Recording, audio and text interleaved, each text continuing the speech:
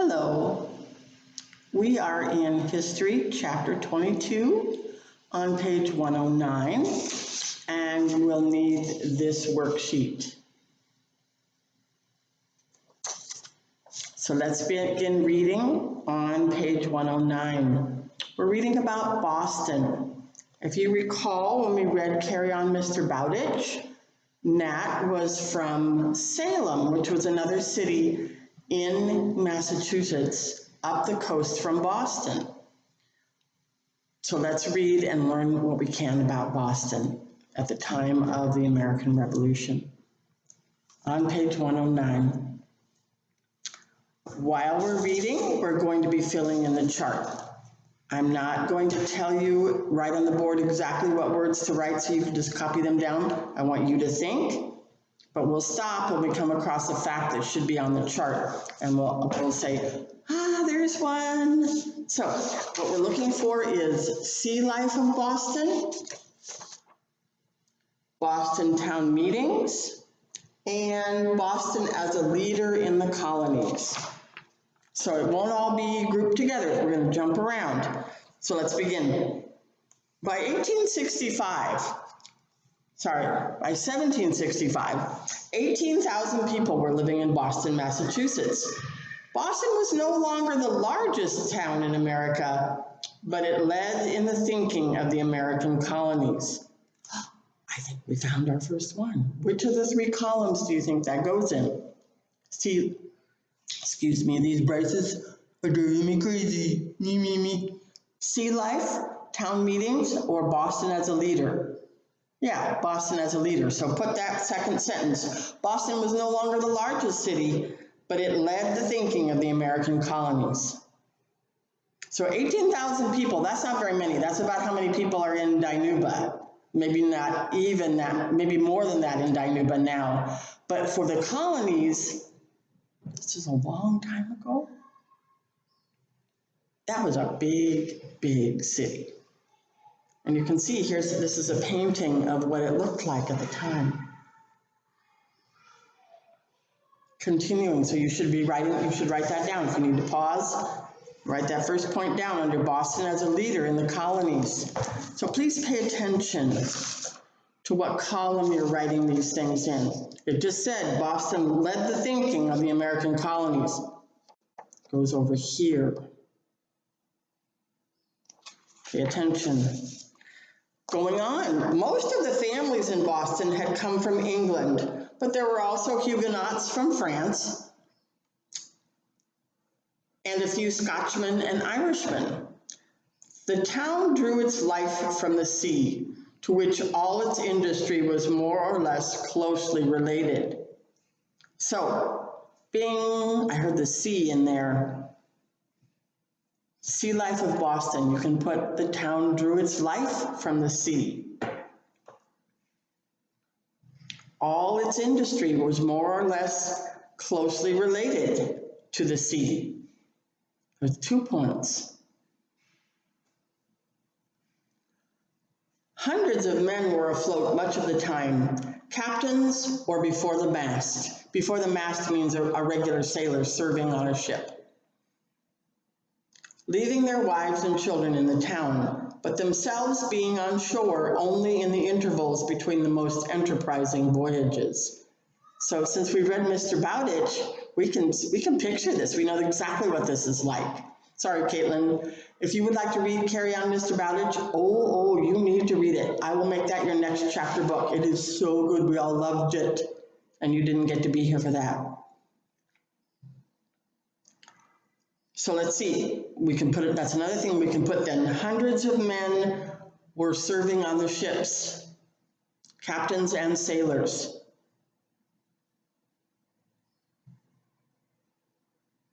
Of the landsmen, a large proportion were shipbuilders. So that would be another thing. The largest part of the landsmen were shipbuilders.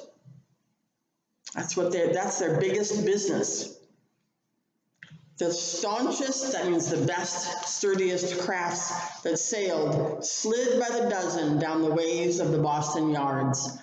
So I don't know if you remember, but they build boats up on land on supports that hold them up so they can get down underneath and build the bottom part of the boat.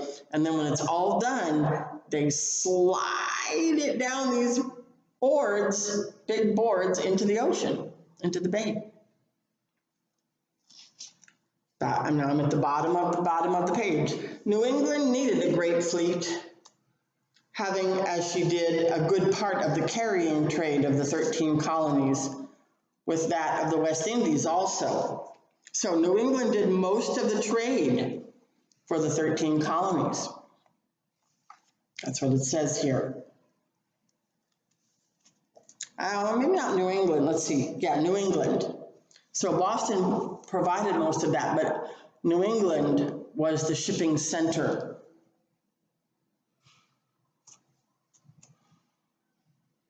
There was little manufacturing in town or country.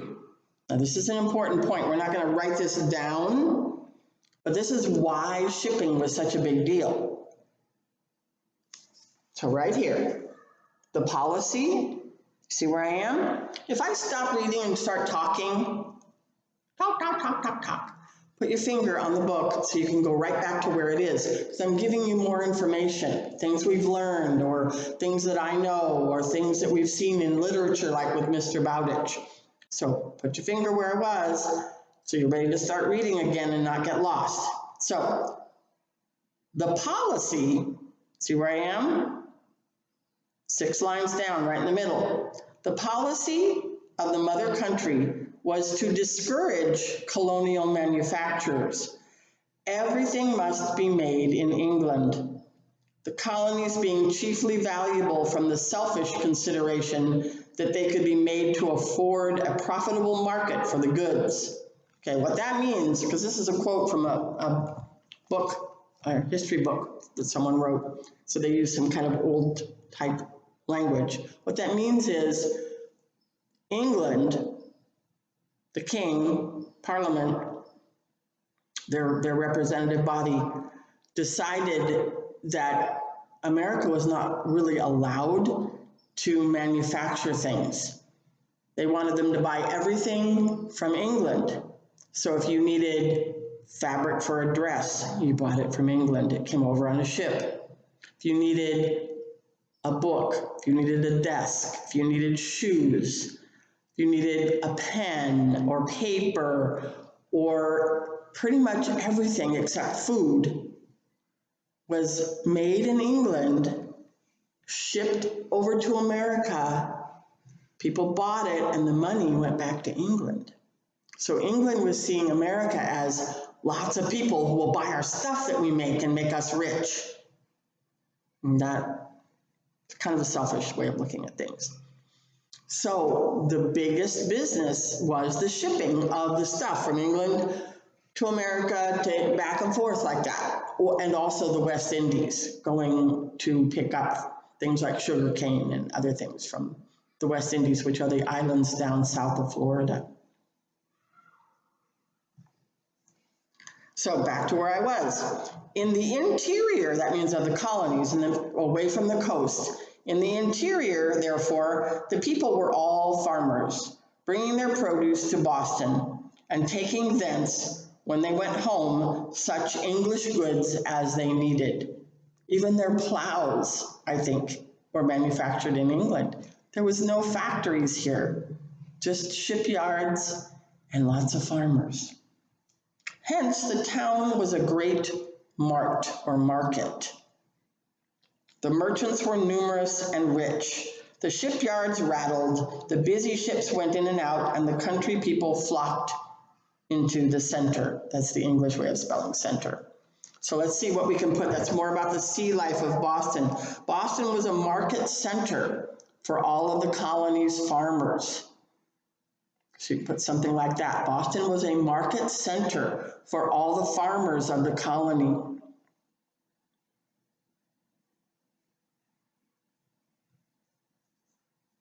I don't know if you ever remember in any of our books, but everything they bought, hats and shoes and everything except food, came from England. Okay, so that's pretty much all of the stuff for sea life of Boston. Let's continue. The concerns of the town were not left to a few people. That means the decisions and thoughts about things were not just a few leaders, or a few rich people, a few smart professors, or anybody like that. The merchants, the workmen, the caulkers, that means the people who filled the spaces between the boards and the ships, the rope walk hands. I don't know if you remember the rope walks, but it was the way they made rope, where the men walked up and down this long building, and as they pulled the rope, it twisted and made rope. They needed a lot of rope because there was a lot of ships, and all the rigging, all those ropes that hold all the sails, all were made. That's one of the things they did make there, because it was part of the shipping industry. So backing up a little bit, the merchants, the workmen, the caulkers, the rope walk hands were all interested and held their own opinions. So those are just regular, everyday working people, not just the rich, fancy people. Continuing, the churches were thronged on Sundays. That means they're full of people. And at Thursday lecture, all classes were readers. So Thursday lecture, I guess, was a time when everyone got together at the church building to hear someone speak about a topic, probably about politics, about how the country was being run. So all classes, I'm just over to the top of the page, second column, all classes were readers. So everybody knew how to read. Farmers, everybody. Not farmers, because farmers didn't live in Boston, but all the workers, everyone was a reader. Now, that wasn't necessarily the case with the farmers, but people in town, they were all readers. The booksellers filled whole columns in the newspaper with their lists, that means lists of books. The best books then in being all departments, that's a weird sentence. The best books then in being in all departments of literature are on sale and in the circulating libraries. The 5 newspapers the people may be said to have edited themselves. Okay, so here's a couple more points about Boston being a leader. So let's go over to the last column over here again. One thing I wrote down that I kind of went over the top of here is that the best ships were made in Boston. Now, Nat might say otherwise. He might say the best ships were made in Salem. But some of the best ships were made in Boston. You can put that on as a leadership quality of Boston. Some of the best ships were made in Boston. You can also put all the people were readers and were interested in what was going on. All the people were readers and were interested in what was going on in the colony. And it also said they had many booksellers, libraries, and 5 newspapers. So this isn't just a bunch of people who don't know anything and aren't interested in learning. This is a busy learning place. So they had many booksellers, libraries, and 5 newspapers. How many newspapers does Dinuba have? 1. And it's not even just Dinuba's newspaper. I think the company that makes the newspaper for Dinuba makes one for Selma, and I think one other place. Reedley has 1 newspaper. There were 5 newspapers in Boston. Now that's partly because there was no television or radio for the people to get their information from. So everything they learned came from books and newspapers and pamphlets that people wrote, little books of 5 or 10 pages. So people had to be readers because that's the only way they could learn things. They couldn't watch the TV or listen to the radio for information. Let's keep reading. The Boston town meetings, ding, ding, ding. Okay, we're going to get some information now for the middle column. The Boston town meetings had great spirit and interest. So even before this, what did it say about the people? Was it just the rich people, just the doctors and the lawyers and the college professors that were interested in the meetings? No, everyone was. So all people were interested in the concerns of the colonies, interested in the issues that were going on in the colonies. So you can put that under town meetings. All types of people were interested in the concerns of the colony.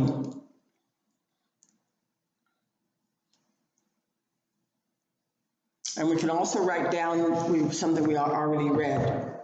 People filled the churches on Sunday and at Thursday lecture. All classes were readers. I'm going to write that one down for you.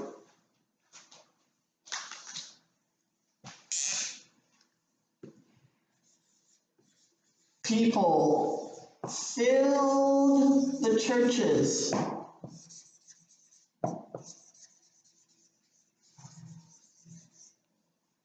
on Sunday and for Thursday lecture. A lecture is when someone comes and speaks and talks about a subject and tells everybody what they know about it. And then the second thing, all people were readers.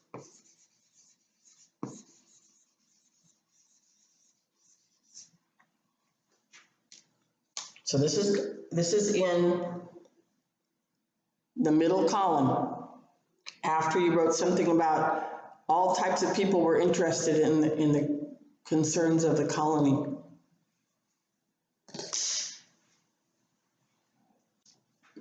Then we just read the town meetings were interesting. You put that down. Continuing to read now, one author wrote, have more interesting assemblies ever taken place than the Boston town meetings? Out of them grew the independence of the United States.